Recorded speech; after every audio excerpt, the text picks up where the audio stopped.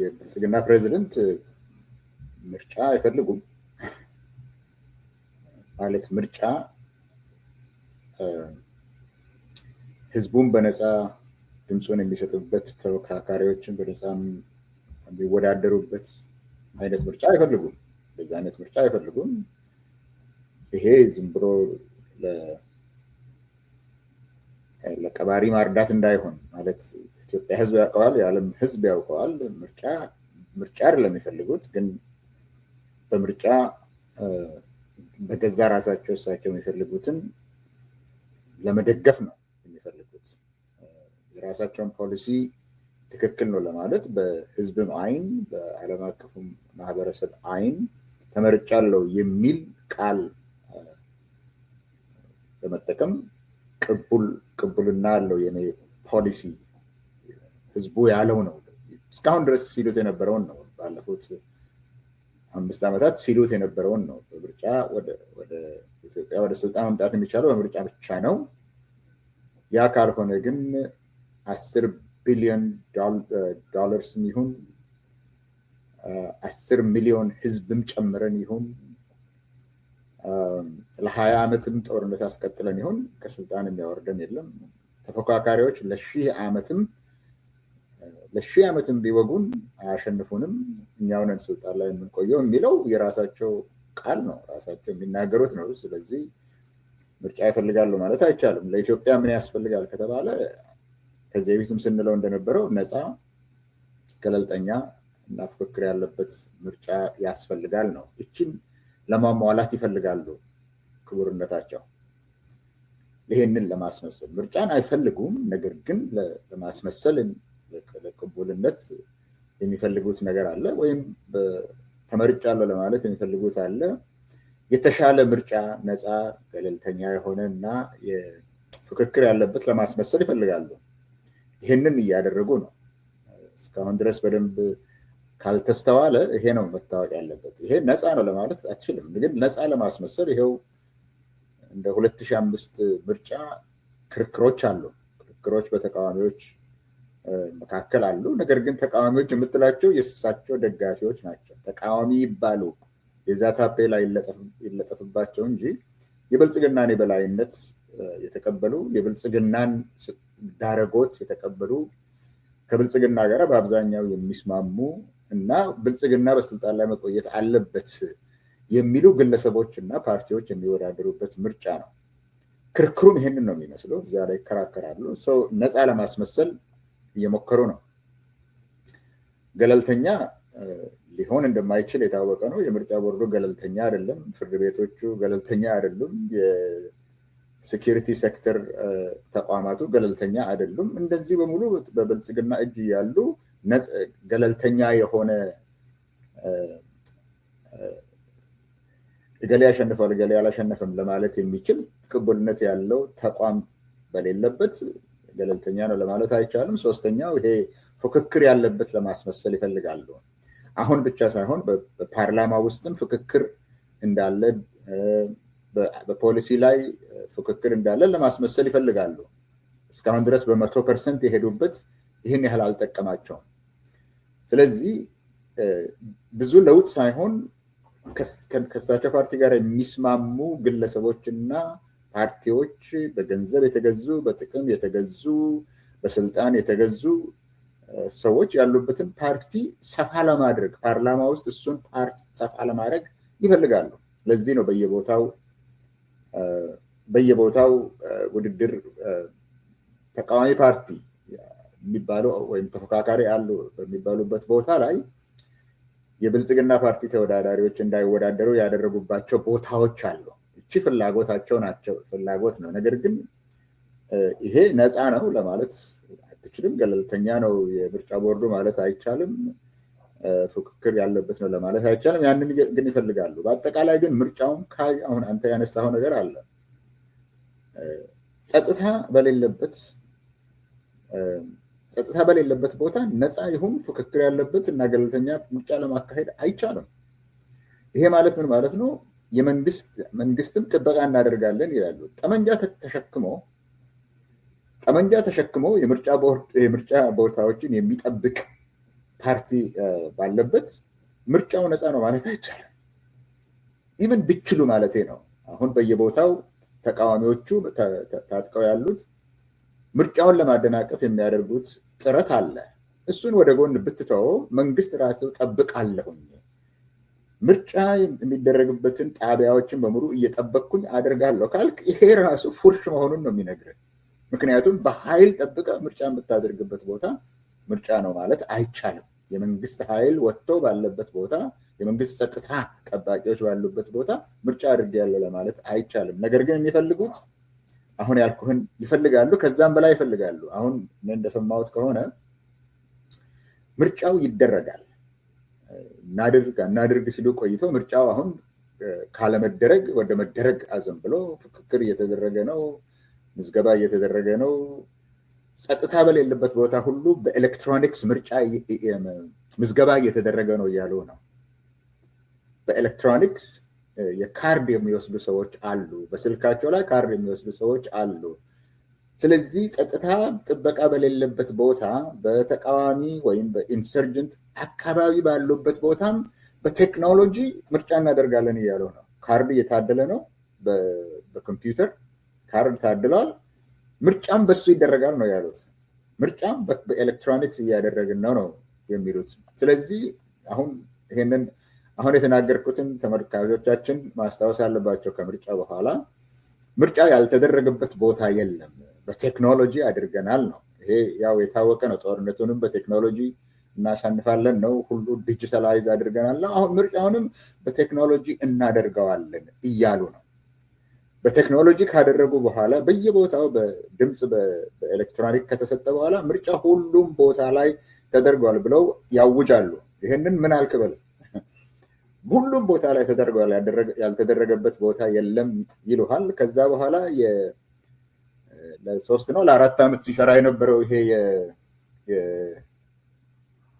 የናሽናል ዳያሎግ የብሔራዊ እሱም ስራዬን ጨርሻለሁ፣ እስካሁን ድረስ ምክክር ያልተደረገበት ትግራይ ነው። ትግራይ ደግሞ የትግራይ ተወላጆች አዲስ አበባ ላይ ያደርጋሉ፣ አዲስ አበባ ላይ እናደርጋለን ብለዋል። አዲስ አበባ ላይ ያደርጋሉ። ከዛ በኋላ የሀገራዊ ምክክርም ስራውን ጨርሷል፣ ህገ መንግስቱ በዚህ መንገድ ይስተካከላል ብለው ይናገራሉ። አሁን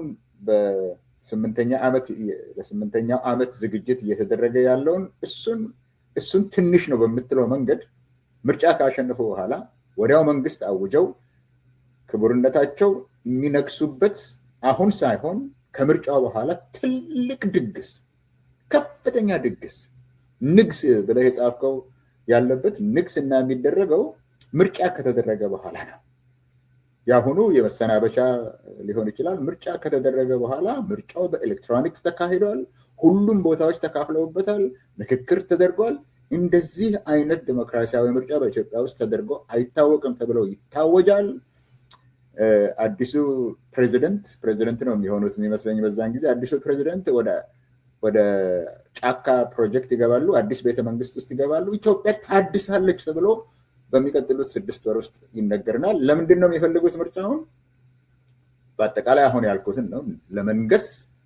ለመንገስ እንዲችሉ፣ የጦርነት ፖሊሲያቸውን እንዲቀጥሉበት፣ ሌሎችም እስካሁን ድረስ ይዘው የነበሩትን ፖሊሲ እንዲቀጥሉበት ድጋፍ ይሆናቸዋል። ግን የልጅነት ህልማቸውን ለማሳካት ያንን ንጉስ የሚሆኑበትን የልጅነት ህልማቸውን ለማሳካት ሊጠቀሙበት ስለሚፈልጉ ነው። ምልኬሳ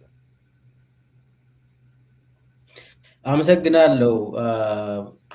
እኔ ብዙ ነገር ብለሃል። ሰሞኑን የሰማሁት አንድ የብልጽግና ተወዳዳሪ ጮቢ ላይ ጀልዱ ላይ የሚወዳደር ዶክተር ስለሺን ታውቀዋለህ? እና ለፓርላማ ነው የሚወዳደረው ዶክተር ስለሺ እና ጀልዱን ኦኤልኤ ያዘው ሙሉ በሙሉ ከትናንት ወዲያ እና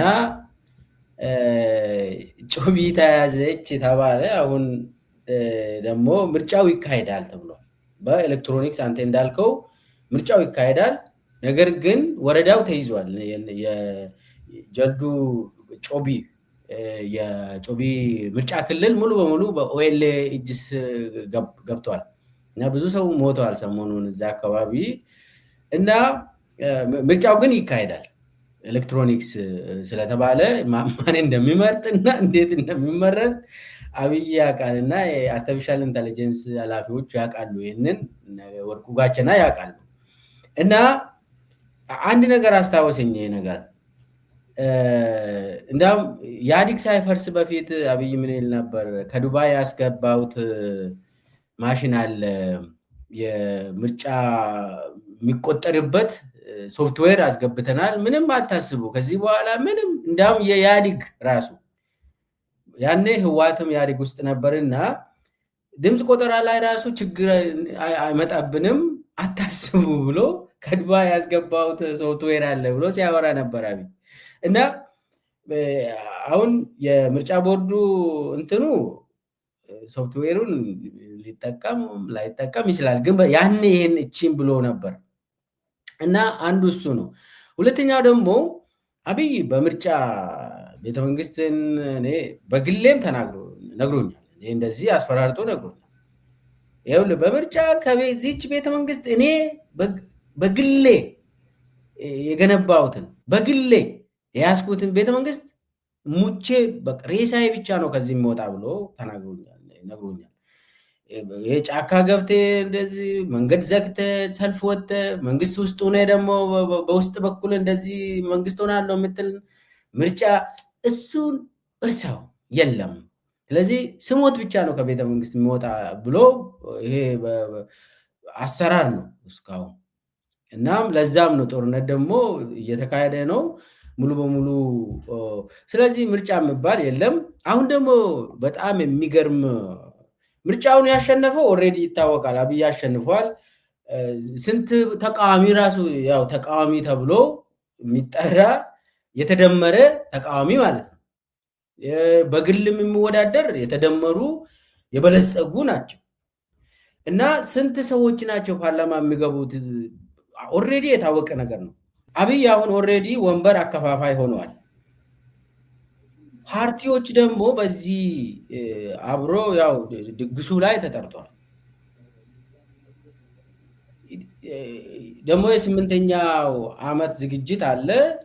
ኢትዮጵያ ሕዝብ እንዴት ምን ማድረግ አለበት? እንዴት ነው የሚያየው?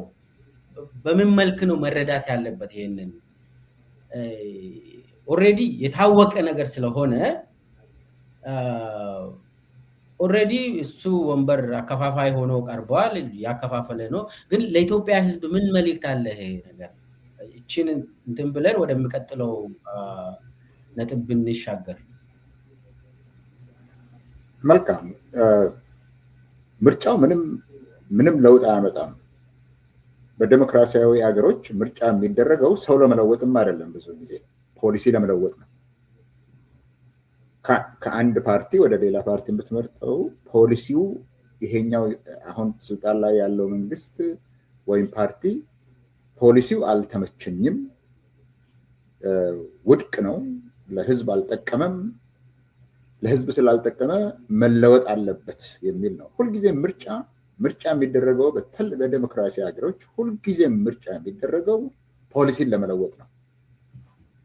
ያለው ፖሊሲ መልካም ከሆነ ይቀጥላል፣ እንደገና ይመረጣል በስልጣን ላይ ያለው ፓርቲ። የማይሆን ከሆነ ግን ትለውጠዋለህ። ስለዚህ ሁልጊዜ ምርጫ የሚደረገው የፖሊሲ ለውጥ አድርጎ ችግሮችን ፈትቶ ህዝብ ሰርቶ ለመኖርና ነገውን ለመተለም እንዲችል ለማስቻል ነው ምርጫ የሚደረገው። ለዚህ ነው እንጂ ለሰዓቱ ስለደረሰ ወይም ደግሞ የምርጫ ሪቹዋል ስላስፈለገ አይደለም።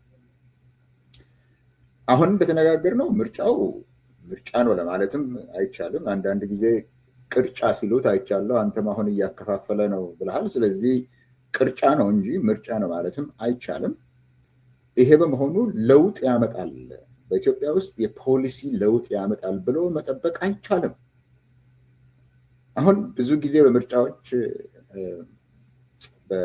በተለይ ዴሞክራሲ ብዙ ጊዜ የነበረበት በምትላቸው አካባቢዎች ክርክር ይደረጋሉ። ከምርጫው በፊት የፖሊሲ ክርክሮች ይደረጋሉ።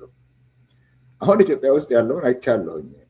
ስምህ ውስጥ ነፃነት የሚል አለ እና ወዴት መገንጠል ትፈልጋለህ ምናምን አይነት የሚባባሉበት ነው እንጂ ከፖሊሲ ጋር የተገናኘ ይሄንን ለውጥ አደርጋለሁ የሚል የለም። አሁን ወደብ ትፈልጋለህ ወደብ አትፈልግም ምናምን የሚሉት ነገር ካልሆነ በስተቀር የፖሊሲ ለውጥ ሊመጣ አይችልም በኢትዮጵያ ውስጥ። የፖሊሲ ለውጥ አይመጣም በምልበት ጊዜ ደግሞ ለ7 ዓመት 8 ዓመት አሁን 8 ዓመት ኢትዮጵያ ጦርነት ውስጥ ነው የነበረችው። ጠቅላላው ኢትዮጵያ አንድም ጥግ ሳይቀር አይታ የማታውቀው አይነት ጦርነት። ይህንን ስል አይታ የማታውቀው ጦርነት በምልበት ጊዜ ጦርነት በኢትዮጵያ ውስጥ ሁልጊዜም ነበር። አሁን የሶማሌ ጦርነት በሚካሄድበት ጊዜ ሌላው የኢትዮጵያ አካባቢ በሙሉ ደህና ነው ልትል ትችላለህ። ጦርነት ግንባር አለው፣ የጦር ግንባር አለ። ወደ ጦር ግንባር ሄደህ ትዋጋለህ፣ ግንባር አለው። የአሁኑ ግንባር የለውም። አሁን ሲደረግ የነበረው ጦርነት ግንባሩ ሁሉም ቦታ ግንባር ነው። ለምን? ሁሉም ቦታ ሰው ይሞታል፣ ሁሉም ቦታ ህፃን ይገደላል፣ ሁሉም ቦታ ሴቶች ይገደላሉ፣ ሁሉም ቦታ አረጋውያን ይገደላሉ። ግንባሩ የት እንደሆነ የማታውቀው አይነት ጦርነት ነው በኢትዮጵያ ውስጥ ሲካሄድ የነበረው። ይሄ አይለውጥም በፖሊሲ ደረጃ። ይሄንን የሚለውጥ የለም። ለምክንያቱም ጦርነቱን ሲያካሂደው የነበረው አሁንም ለማሸነፍ እየዳኸ ነው ያለው። ያሸንፋል፣ ምንም ጥያቄ የለውም። በፈለገው መንገድ ነው የሚያደርገው። ግን የኢትዮጵያ ህዝብ አሁን ያለው ጥያቄ የሰላም ጥያቄ ሆኖ ያለ የሰላም ክርክር ግን እየተደረገ አይደለም። ስለዚህ የፖሊሲ ለውጥ ሊኖር አይችልም ሰላምን በሚመለከት። የኢትዮጵያ ኢኮኖሚ አሁን የብር ምንዛሬን ስለለወጡ ብር ምንዛሬ ስለተለወጠ እና ከእጥፍ በላይ ስለተለወጠ ኢኮኖሚው ከዚህ የበለጠ ተደርጎ አይታወቅም አይደለም የሚሉን። አድገናል፣ እጥፍ አድርገናል፣ ብር ምንዛሬውን ለውጠ እጥፍ አድርገናል ትላለ። የኢትዮጵያ ኢኮኖሚ ግን እንደዚህ ዳሽቆ አያውቅም። ባለፈው በኢህአዴግ ጊዜ ሲያድግ ከነበረበት ዳሽቆ አያውቅም። ምክንያቱ ለምንድን ነው ይህን የምትለው ካልከኝ፣ ከተማዎችን ከማሳመር በሰውየው ቋንቋ በሰውየው ብልጽግና ፓርቲ ቋንቋ ብትናገር ከተማውን ከማስዋብ መንገዶችን ከማስዋብ ያለፈ መንገዶች አልተሰሩም። አንድን ቦታ ከሌላ ቦታ የሚያገናኘው ትምህርት ቤቶች እየተሰሩ አይደለም። ትምህርት ቤቶች ልጆች እየተማሩበት አይደለም። የጤና ቦታዎች እየተስፋፉ አይደለም። ንግድ እየተስፋፋ አይደለም። እንዲያውም የንግድ እንቅስቃሴዎች በሙሉ እየተገቱ ነው ያሉት። ይሄ አይለወጥም። ሰላም የጦርነቱ ቀርቶ ሰላም አይመጣም።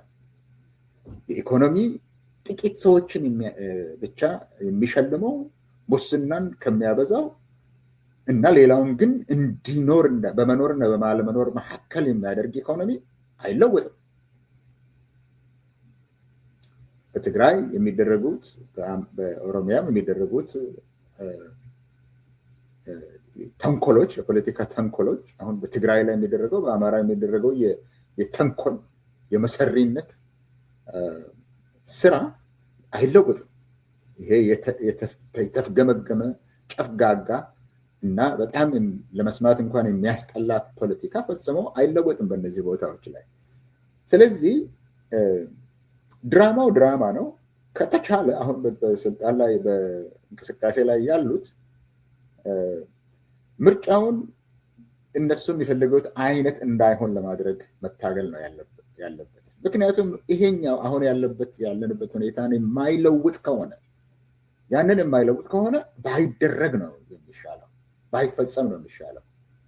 እኔ በበኩሌ እኛ እናደናቅፋለን ያሉትን ህዝብን እስካልነኩ ድረስ ህዝብም ራሱ የሚሰጠውን ድምፅ እዛ ድምፁ ላይ ህዝብ ራሱ ጽፎ ተቃውሞውን ጽፎ ማስገባት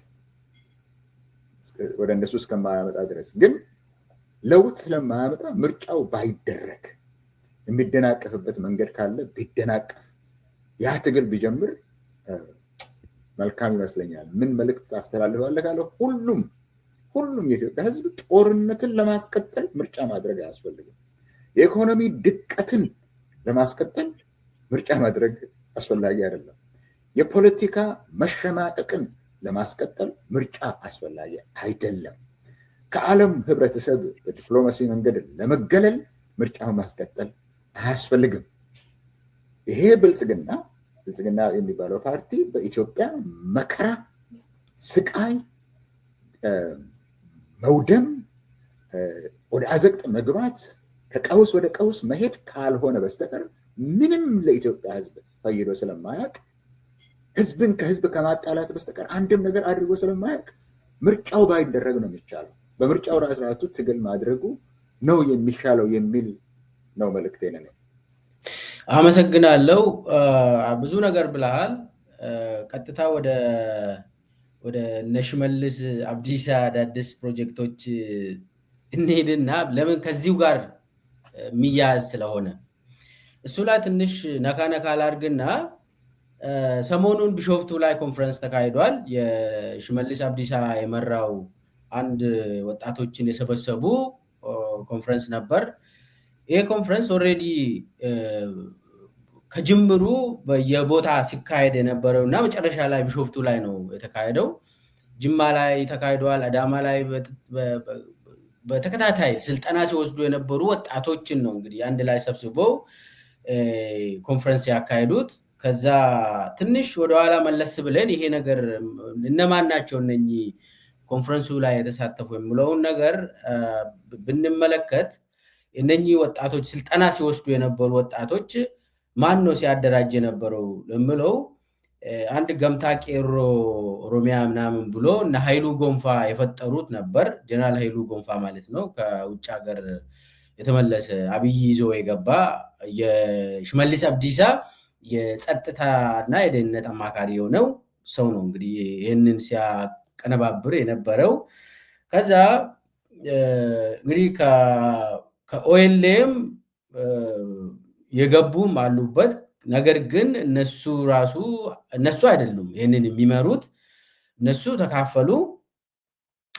ይሄ ኮንፈረንስ ተካሄደ። ዋናው ሞቶ ደግሞ የቶክስን ድምፅ ሳይለንስ እናድርግ፣ ሳይለንሲንግ ደገን ምናምን ብለው ነው እንግዲህ ስብሰባውን ያደረጉት እና ከጅምሩ ሲከታተል ነበር። ይህንን እኔ የስልጠናውን ኮንቴንት ራሱ አውቃለሁ፣ ልጆቹ እየነገሩኝ ነበር። እና የቶክስ ድምፅ ወንድማማች ውስጥ መካከል ማጥፋት ማቆም ምናምን ብሎ ነው ቢሾፍቱ ላይ እንግዲህ ሲያወሩ የነበረ። ነገር ግን ከዛ በፊት ሲሰለጥኑ የነበሩ አንዳንድ ፕሮጀክቶች አሉ። እሱን ትንሽ ነካ ላድርግና አንደኛ ወጣቱን ሲያሰለጥኑ የነበሩ አንድ ኮሚቴ ነበር። ይህ ኮሚቴ በሌላ መልክ ደግሞ የአብይ 8ኛው ዓመት ላይ አስነጋሽ ኮሚቴ ነው።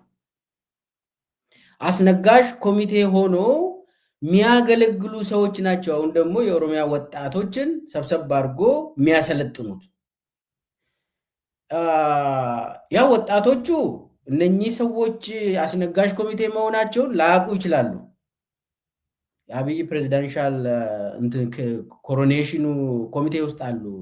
ስማቸው መዘርዘር ይቻላል። ግን አሰልጣኝ ሆኖ ያገለግላሉ። እነኚህ ወጣቶችን ሲያሰለጥኑ በነበሩበት ጊዜ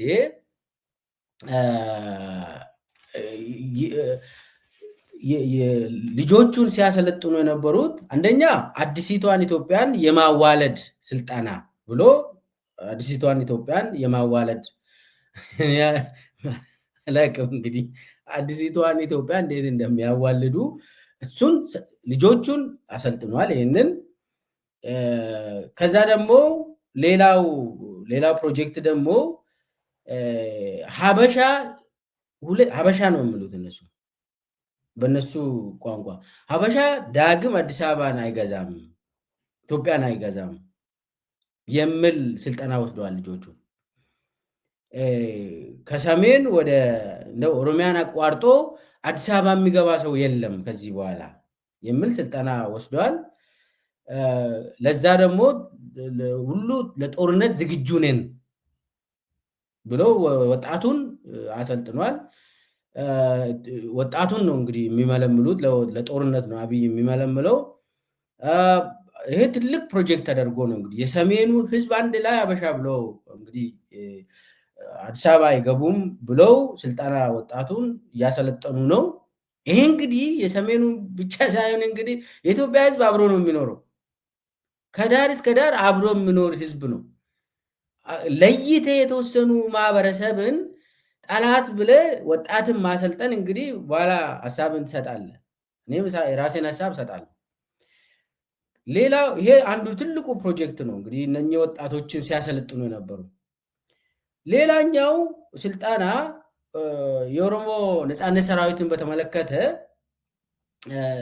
የኦሮሞ ነፃነት ሰራዊት የሰሜኑ ተላላኪ ሆኗል ብሎ ነው ሲያሰለጥኑ የነበሩ። የኦሮሞ ሳይሆን የኦኤልኤ ለኦሮሞ እየተዋጋ ሳይሆን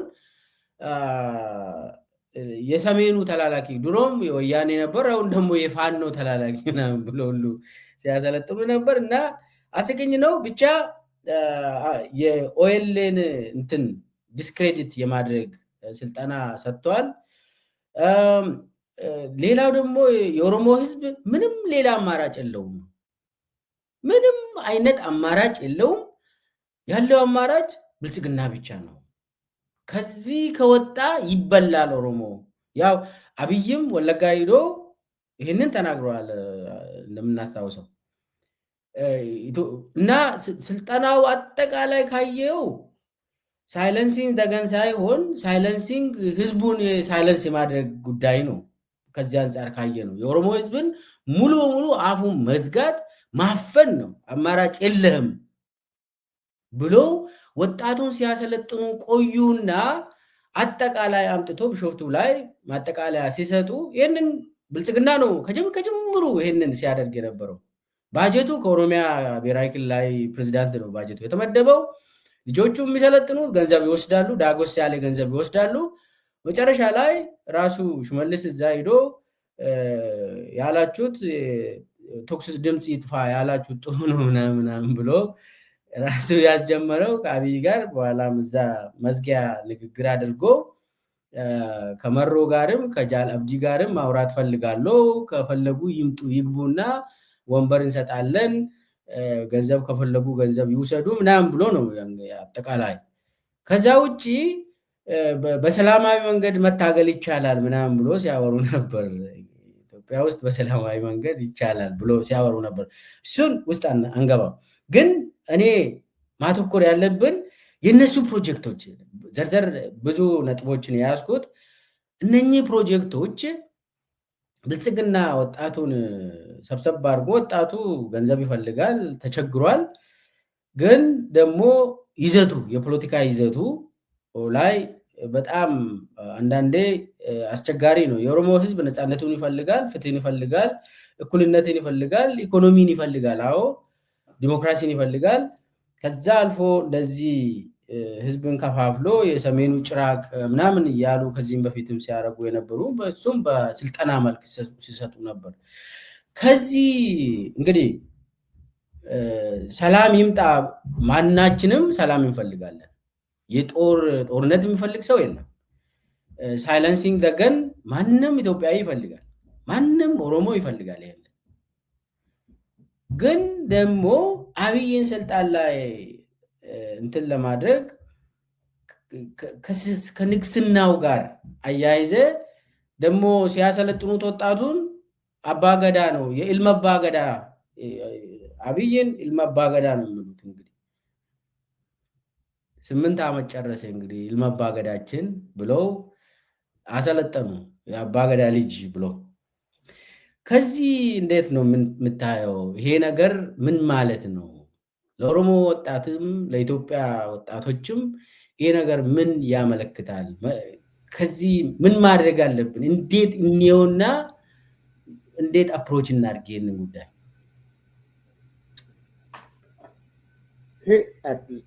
ይሄ ለኦሮሞ ወጣቶች ለኢትዮጵያ ወጣቶችም ስንለው የነበረው ጉዳይ ነው። አሁን ወደ አደባባይ ወጣው።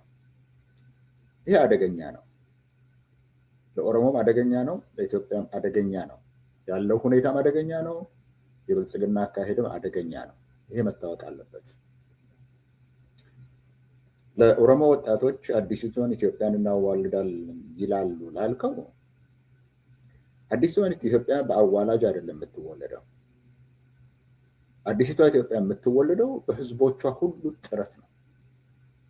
ይሄ ደግሞ በአንድ ምሽት የምታደርገው አይደለም። እንደ ልጅ ማዋለድ አይደለም። ይሄ ከፍተኛ ጥረትን የሚጠይቅ መስማማትን የሚጠይቅ ኢትዮጵያ አይደለም የምትለው ሀበሻና ኦሮሞ እያልክ ሳይሆን ኢትዮጵያ በጠቅላላ ብለህ ሁሉም አንድ ላይ ሰርተው ተረጋግተው ይህ ሀገር የኔ ነው ለማለት እንዲችል እንዲሰማው፣ ለእያንዳንዱ እንዲሰማው፣ እያንዳንዱ ያንን ሀገር ለመጠበቅ ባለድርሻ ለመሆን እንዲችል፣ ተጠቃሚ መሆን እንዲችል ስታደርግ ብቻ ነው። አሁን ያልካቸው 5 ነጥቦች እርስ በርሳቸው የሚምታቱ ናቸው። በአንድ በኩል ኢትዮጵያን አዋልዳለሁ ትላለህ፣ በአንድ በኩል ደግሞ ሀበሻ እንዲህ ነው ትላለህ። እንዴት አድርገህ ኢትዮጵያን ታዋልዳለህ? አንደኛውና ሁለተኛው ነጥብ የሚጣረሱ ናቸው። በአንድ በኩል ሀበሻ እያልክ አዲሲቷን ኢትዮጵያ ታዋልዳለህ። አዲሷ ኢትዮጵያ ማለት ኦሮሚያ ማለት ነው ወይስ ምን ማለት ነው? ይሄ እና ይሄ እንዲህ አይነቱ ነገር በጣም አደገኛ ነው። የአንድን ሰው ስልጣን ለመጠበቅ ተብሎ የአንድን ፓርቲ ስልጣን የአንድን ምንድን ነው ይሄ ኮሚቴ አንድ ፋክሽን የአንድ ፋክሽንን አንድን ጥቂት ተጠቃሚ እሱን ለመጠበቅ ተብሎ እንደዚህ አይነት አሰራር አደገኛ ነው። ብልጽግና ወደኋላ እንዳይል የኦሮሞ ወጣቶች እንዲያውቁ ያስፈልጋል። ወደኋላ እንደማይል። ሶስተኛ አሁን ያነሳው ለጦርነት ዝግጁ ነን። ምን ለማድረግ ነው የኦሮሞ ወጣቶች ለጦርነት ዝግጁ የሚሆኑት? ምን ለማድረግ? 8 ዓመት ለታረዱበት፣ 8 ዓመት ለተገደሉበት፣ 8 ዓመት ከተራው ውጭ ለሆኑበት፣ ለ8 ዓመት ከአገር ሲሸሹ በበረሃ ውስጥ ወድቀው ለሞቱበት፣ በባህር ሰምጠው ለሞቱበት ምን ለማድረግ ነው ለዚህ ጦርነት ተዘጋጁ የሚባለው? ምንን ለማዳን ነው? ይህን ከዚህ በፊትም ተናግሬያለሁ። ለኦሮሞ ወጣቶች ምንን ለማዳን ነው ለጦርነት ዝግጁ የሚሆኑት? ሀበሻ ከሚባለው ጋር ለመሄድ ነው? ለምንድን ነው የኦሮሞ ወጣት ሀበሻ እነሱ ብለው ከሰየሙት ጋር የሚዋጋበት ምክንያቱ ምንድን ነው? ምንን ለማትረፍ ነው? የኦሮሞ ህዝብ ከሆነ በኢትዮጵያ ውስጥ እንደ እኩል ልኑር፣ የእኩል መብት ይሰጠኝ፣ የእኩልነት መብት ይሰጠኝ፣ ነፃ ህዝብ እንሁን፣ ሰርተን እንብላ ከማለት በስተቀር ከአማራም ከሶማሌም ከሌሎች ብሔር ብሔረሰቦችም የተለየ ጥያቄ ጠይቆ አያውቅም። በፍጹም ጠይቆ አያውቅም። ጠላቶቹ ሲሉት የነበረው አይደለም የኦሮሞ ህዝብ። እኛ በነበርንበት ጊዜ በኦሮሞ ፕሮቴስት ጊዜ ህገ መንግስታዊ መብቶቻችን ይጠበቁ ነው። ህገ መንግስታዊ በህገ መንግስቱ የተዘረዘረው ያ ይጠበቅልን ነው። እሷን እንኳን ሳያስጠብቅ ለጦርነት ዝግጁን ምን ለማድረግ ምን ለማትረፍ? አዲስቷ ኢትዮጵያ ኦሮሞና አበሻ የሚዋጋበት እሱ ነው። እሱን ለማትረፍ ነው። አየህ፣ ሶስተኛው ደግሞ ከሁለቱ ጋር የሚጋጭ ነው። አሁን ያልከው ኦኤልኤ ተላላኪ ሆነ፣ ኦሮሞ ነፃነት ሰራዊት ለሀበሻ ተላላኪ ሆነ ነው። እንግዲህ ለግብፅም ተላላኪ ነው የሚሆነው፣ ለኤርትራም ተላላኪ ነው የሚሆነው። አሁን ደግሞ ለፋኖ ተላላኪ ሆነ። ከፋኖ ጋር ከሌሎች የኢትዮጵያ ወገኖች ጋር ኢትዮጵያ ውስጥ ካሉ ወገኖች ጋር ከፋኖ፣ ከትግራይ፣ ከአፋር ልጆች፣ ከሶማሌዎች ጋር የኦሮሞ ነፃነት ሰራዊት እጅ ለእጅ ከተያያዘ ተላላኪ ነው። ይህንን የሚሰማ አእምሮ ያለው የኦሮሞ ወጣት አለ ወይ? ምን አግኝተ ነው? ስራ ስለተሰጠ ነው?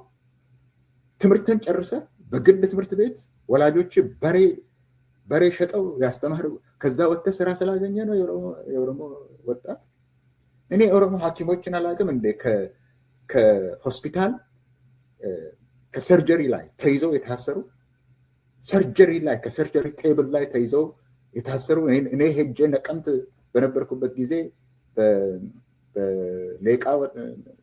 ሌቃ ንጉስ ነገስታት መኖሪያ ቤተመንግስት የነበረውን እስር ቤት አድርገው እዛ ድረስ ሄደን አላየንም። እኛ አላየንም። ይሄንን ለማቆየት ነው።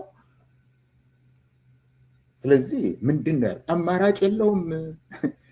ይሄ እንዴት የማንስ አማራጭ ሊሆን ይችላል? ብልጽግና የተባለው እንደ አማራጭ እንዴት ሊቆጠር ይችላል? ይሄንን ለኦሮሞ ወጣቶች እና ለኦሮሞ ሰዎች ነው የምላችሁ። እንዴት ሆኖ ጦርነት የኢኮኖሚ ውድመት፣ ስራ ማጣት፣ ይሄ ሁሉ ገበሬ ሰርቶ የማይኖርበት፣ አጭዶ የማያስገባበት፣ ያስገባውን የማይሸጥበት፣ የፈለገውን የማይዘራበት፣ ጥቅም የሚሰጠውን ነገር ሽንኩርትና ቬጂቴብልስ ሰርቶ አዲስ አበባ ከተማ ላይ እንዳይሸጥ ለስንዴ ነው የሚያስፈልገው፣ ወደ ዩኤኢ ለሚሄድ ስንዴ። ለዛ ይሄንን ለማቆየት ነው አማራጭ የለውም። ይሄ ብልጽግና ነው ለማንም አማራጭ የሚሆነው፣ ለማንም ሰው ነው የሚልህ። የኦሮሞ ተው አሁን ሰሞኑን አልክ አይደለም? አሁን ሰሞኑን ጮቢ ላይ ከኦሮሞ ወጣቶች የገቡት ናቸው ወደዛ የገቡት። ጮቢ ላይ ሽማግሌ ሚሊሻዎችን ሰብስበው ጠመንጃ ሰጥቷቸው ጮቢ ላይ 50 ሰዎች በላይ ናቸው የተገደሉት የተባሉት። እዛ የነበረው ምዕራብ ሸዋ ውስጥ የነበረው ጮቢ ላይ የነበረው ወጣቶቹ ላይ ቀርቦ ሲናገር የነበረው የጃልሰኝ ነጋሳ የነበረበት ቦታ እና ተመለሱ ለማለት የሚችልበት እኔን ተመልከቱና ለማለት ይችላል። ለእናንተ ለኦሮሞ ወጣቶች ነው ይሄንን የምለው። ጃልሰኝ ትናንትና ሲናገር የነበረ ትናንትና እኔን ይሁን አይደለም እንደኔ በሰላም ግቡ አይደለም ሲል የነበረው እሱ የነበረበት ቦታ ላይ እሱ ይዞት የነበረበት ቦታ ላይ ሰላም ወረደ ብላችሁ የተናገራችሁበት ቦታ ላይ ከምንም ውስጥ ጉዳይ የሌላቸው 50 ገበሬዎች ናቸው ሚሊሻ ተብለው የተገደሉት። ለዚህ ነው ምርጫ የሌለው የኦሮሞ ህዝብ ምርጫ የለው፣ አማራጭ የለውም። ይህንን ለማቆየት ነው አማራጭ የለውም የሚባለው። ነገሩ ቄሮ ብለሃል አይደለም? አሁን ወደኋላ እንመጣበት ይሆናል። ቄሮ የዛሬ 8 ዓመት ቄሮን ብትንትኑን ያወጣ ማን ነው? ሽመልስ አብዲሳ ነው። ብትንትኑን ያወጣ ማን ነው? ስብሰባ ጠርተዋቸው እነሱ ነው መንዛን ቀን 2500 ነው 3000 እዛው አዳማ ላይ ጠርተው ነው የቄሮን ከትግሎ በኋላ ብትንትኑን ያወጣው። አሁን ለምንድን ነው ቄሮ ያስፈልገናል ማለት ነው የተፈለገው? አሁንም የፈሩት የቄሮ ምክንያት አለ። አሁን ለመነሳሳት የቄሮ እንዳይነሳ ይህንን ለማድረግ ነው የሰበሰባቸው፣ ለማኮላሸት ነው የተነሳው እንጂ ለነሱ እንዲያውም አማራጭ ነው ያለው ለኢትዮጵያ ህዝብ። አሁን ለኦሮሞ ህዝብ ከብልጽግና ውጭ አማራጭ ነው እንጂ ያለው ብልጽግና በፍጹም አማራጭ ሊሆን የሚችልበት ሁኔታ የለም። ይህንን ነገር ብዙ ጊዜ ልንልበት እንችላለን፣ ግን ስለ አባገዳ ስለጠየቀኝ 8ኛ ዓመቱን ነው አይደለም አሁን የሚያቀርበው በድግስ ለማክበር አይደለም ያለው አባገዳ ነው ብለዋል አይደለም? እንግዲያው በአባገዳ ደንብ መሰረት 8 ዓመት ብቻ ነው ስልጣን ላይ የምትቆየው። አባገዳ 8 ዓመት ነው ስልጣን ላይ የሚቆየው። መልካም ሰርተህ ከሆነ በ4 ዓመት ተኩል ላይ ትገመገማለህ። ገዳ ውስጥ የነበሩ ዩባ ሆነው ሀዩ ለመፋ የሆኑት ልቾ ዱለት የሚባሉት ትክክል ካልሰርታ በ4 ዓመት ተኩል ላይ ይነቅሉሃል። ቦቃሱ አይደለም ተገምግመህ ትነቀላለህ በአባገዳ ከፈለግ። እሱንም አልፈ መጥተህ 8ኛ ዓመት ደርሰሃል። ከዛ በኋላ ግን ለመቆየት አትችልም። ስለዚህ በአባገዳ ከፈለግ በአባገዳ አብቹ የአባገዳ ነው የአባገዳ ልጅ ነው ኢልማ አባገዳ ካላችሁ በቅቷል፣ አብቅቷል። ከዚህ በኋላ ህገወጥ ነህ። ብትችል ይውበት ትሆናለህ፣ ካለበለዚያ ተነቅለህ ታሪክህም እንደማይኖር ነው የሚደረገው። ከ8 ዓመት በላይ አባገዳ ሆኜ ልኖር የሚል በኦሮሞ የአባገዳ ትውፊት ውስጥ የሌለ ስለሆነ ወደ አዲስ ቤተመንግስት ልግባ ሳይሆን ስልጣን የመልቀቅ ነው፣ ስልጣኑን ትቶ የመሄድ ነው። ከዛ ውጭ ካደረግክ ሁለተኛ አባገዳ ነኝ ማለት አትችልም። ሞት ይሆናል የማትነቀል አባገዳ ነኝ ብሎ ሁለተኛ እንዳይናገር። ይሄን ብቻ ነው ብለው አባገዳ ነኝ ካልክ ስልጣኑን ልቀቅ ለሚቀጥለው ትውልድ። አባገዳ ነኝ ብለህ ግን ከ8 ዓመት በላይ ከሆየህበት ሞት ይሆናል። ሞት ስለሆንክ ስለ አባገዳ ሁለተኛ አትናገር። ለኦሮሞ ህዝብ ነው የምሰራው። አትችልም፣ አይቻልም። ይሄንን ብቻ ነው የምልህ። አመሰግናለሁ። ብዙ ነገር ብለሃል። መጨረሻው እንዳልከው ሲሪየስ ለሆነ ሰው ነው እንግዲህ የምንናገረው። አሁን ኢልማ አባገዳ ብለው የሚጠሩ ሰዎች ካሉ ይሄኛው ኢልማ አባገዳ ከሆነ አንተ እንዳልከው 8ኛ ዓመቱን ጨረሰ መሄድ ነው በቃ መገላገል። ያ ካልሆነም እኮ ሁኔታዎቹም እየገፉ ነው። አብይን እየገፉ መጨረሻ ላይ የደረሰ ይመስለኛል። ያው ሳይዋረድ ብለቅ ጥሩ ነበር፣ ግን እሱ አይለቅም። ግን ሰዎቹ ሲሪየስ የሆኑ ሰዎች ኢልመባገዳ ብሎ መጥራት አይችሉም። ኦልሬዲ ሞቲ ነው። ያ ሞቲ ንጉስ አብይ የሚፈልገው ንግስና ከዚህም በፊትም ለመሸወድ ነው እንጂ እንደዚህ አይነት አውሬ ሰው የገዳን ስርዓት ማውራት የለበትም። በኦሮሞ ስምም መነገድ አልነበረበትም። ያ ሆነ። አሁንም የኦሮሞ ወጣት ይሄ ሰውዬ ኢልመባገዳ አይደለም፣ ይሄኛው አውሬ ነው። አውሬ ሰው ስለሆነ በጣም ዘግናኝ ሰው በመሆኑ ፋሽስት ሂትለር እኮ ነው። እንዲህ አይነት ሰው መገላገል ነው ያለብን እንጂ ጊዜ መስጠት የለብንም።